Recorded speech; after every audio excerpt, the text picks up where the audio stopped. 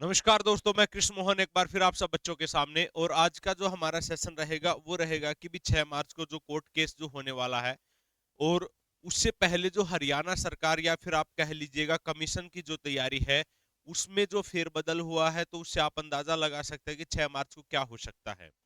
आज का जो दैनिक सवेरा जो न्यूज़पेपर है उसमें आप देखोगे कि भी पूरा एक बड़ा न्यूज आर्टिकल्स आया है, जिसमें आपके पोर्टल को खोलने की बात भी बताएगी कि कब आपका पोर्टल ओपन होगा, कितने डी ग्रुप के लिए भर्ती आपके नए बच्चे ऐड हो गए हैं, और कब तक आपकी ज्वाइनिंग हो जाएगी। वो सब हम आज की वीडियो में डिटेल में पढ़ेंगे। उससे पहले आप आगे बढ़े तो चैनल को सब्सक्राइब जरूर कर लीजिएगा, क्योंकि आपको ऑथेंटिकेटेड और जो जरूरी होते हैं वो सारी की सारी इंफॉर्मेशन आपको यहाँ पे दी जाएंगी। और हरियाणा पुलिस के लिए स्पेशल बैच भी आपका केम क्लासेज ऐप पे स्पेशल सब्जेक्ट का, जैसे आईपीसी सीआरपीसी का, आपका एग्रीकल्चर और पशुपालन का, वो बैचेज आपके शुरू हो चुके हैं।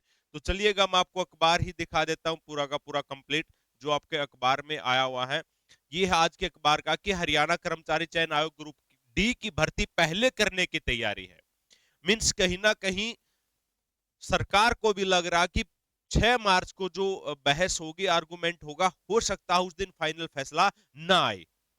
हो सकता है कि भी कोर्ट को 10 दिन, 15 दिन या 20 दिन का और टाइम लगे। इसका मतलब ये निकल रहा है, ये नहीं निकल रहा कि भी 56 और 57 कैंसिल हो गया तो डी ग्रुप की भर्ती निकालना शुरू कर दो। तो बी पॉजिटिव, आपको पॉजिटिव रहना है, बस इस अंदेशे में कि हो सकता है 6 मार्च को 56 और 57 या 5 नंबर वाला जो मामला है वो क्लियर ना हो, और कोर्ट को 15 दिन या फिर 20 दिन का टाइम और लेना पड़े। इसलिए वो पहले डी ग्रुप की भर्ती निकाल देंगे। अगर डी ग्रुप की भर्ती निकालेंगे तो सिंपल सी बात है, कट ऑफ आपकी हाई जाएगी, बिल्कुल जाएगी। जो बच्चे 56 और 57 में लग सकते थे उनको डी ग्रुप पे चाहे अनचाहे में ज्वाइन करना पड़ सकता है। क्यों?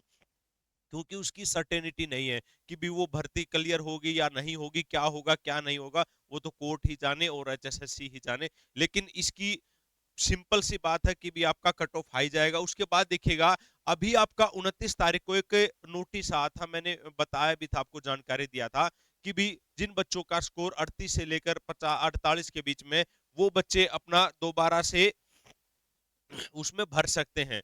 तो उन बच्चों ने भरा और 53,000 बच्चे नए ऐड हो गए, जिनका मतलब ग्रुप डी का पेपर क्वालिफाई होगा। अब ग्रुप डी के लिए मिनिमम जो क्वालिफिकेशन आपका रख रखा था, भी जर्नल के लिए 50 नंबर होने चाहिए, और जो रिजर्व कैटेगरी उनके लिए 40% नंबर आपके होने चाहिए। तो उस हिसाब से उनका भी पेपर आपका पास होगा।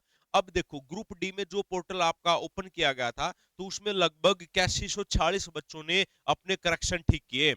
मतलब ये है सबसे बड़ी बीमारी एचएसएससी की, करेक्शन ठीक के। ये नहीं कि उनसे गलती हुई है, गलती कभी नहीं मानता एचएसएससी। ये गलती खुद की थी, कमीशन की। उन्होंने कहा कि लो भाई, अब आप लोग ही ठीक कर लो, चुपचाप ओपन कर दिया। और लगभग देखो 8,000 के आसपास लोगों के करियर के साथ इन्होंने खिलवाड़ किया हुआ था। इनकी गलतियां की गई थी। किसी की कैटेगरी में गलती थी, किसी के नाम में गलती, किसी के पिता के नाम में गलती था। तो इन बच्चों ने ये आपका ठीक किया है। अब 6 मार्च को डेट होगी, अब उसमें आपका 5 अंकों का फिलहाल स्टे तो वही है। अब ये कह रहे हैं, अगर मतलब कोर्ट से कहा कि भी कमीशन ने, अगर मान लो उम्मीदवारों का रिजल्ट घोषित करने की अनुमति पहले दे दी जाए ऐसी कैटेगरी में जिसमें 5 नंबर का कोई फर्क है नहीं पड़ेगा, तो उन भर्तियों के ज्वाइनिंग हो सकते हैं, उन भर्तियों का रिजल्ट जारी किया जा सकता है। अब यहाँ पे अगर आप देखोगे, ये वही है जो भी 53,000 बच्चे पहले आपके लगभग 4,28,000 बच्चे थे, लेकिन अब 4,81,000 बच्चे हो गए ग्रुप डी के लिए। मीन्स आपका कंपटीशन बढ़ गया है, राइट। उसके बाद देखिएगा, अब टीजीटी की। अब टीजीटी वाले बच्चे बोलते रहते हैं, सर हमारे बारे में नहीं बोलते, हमारे बारे में बोलिएगा। भाई आपके बारे में बोलना क्या, आपका रिजल्ट बिल्कुल तैयार है। जिस दिन अदालत से परमिशन मिलेगी उसी दिन विद इन 2 आवर्स के अंदर आपका रिजल्ट आ जाएगा। ठीक है, ये डन है। तो टीजीटी वाले घबराए मत। देखो बिल्कुल लिखा हुआ है कि जैसे ही तैयारी शुरू कर दी है अंदरूनी तौर पर, रिजल्ट मतलब तैयार है, इसमें कोई दो राय नहीं है। बस कोर्ट के केस की रिजल्ट की वो है, वेट है कि भी वो किस टाइप में फैसला आएगा।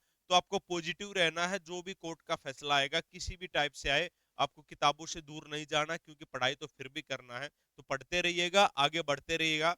जो बच्चा जीएस को स्ट्रोंग करना चाहता है, एनसीईआरटी बेस्ड जीएस पढ़ना चाहता है, वो केएम क्लासेज ऐप को डाउनलोड कर ले। वहां पे आपको लूसेंट का आपको अलग से बैच मिलेगा, आपको एनसीईआरटी ओरिजिनल एनसीईआरटी का अलग मिलेगा। जो टीजीटी पीजीटी या फिर सीटेट एचटेट की तैयारी करना चाहते हैं, क्योंकि उसमें डायरेक्ट एनसीईआरटी से क्वेश्चंस पूछा जाता है, तो वो सारे के सारे कोर्सेज आप जीएस के लिए आप केएम क्लासेज ऐप को डाउनलोड कीजिए। थैंक यू, बाय बाय, पढ़ते रहिएगा, आगे बढ़ते रहिएगा।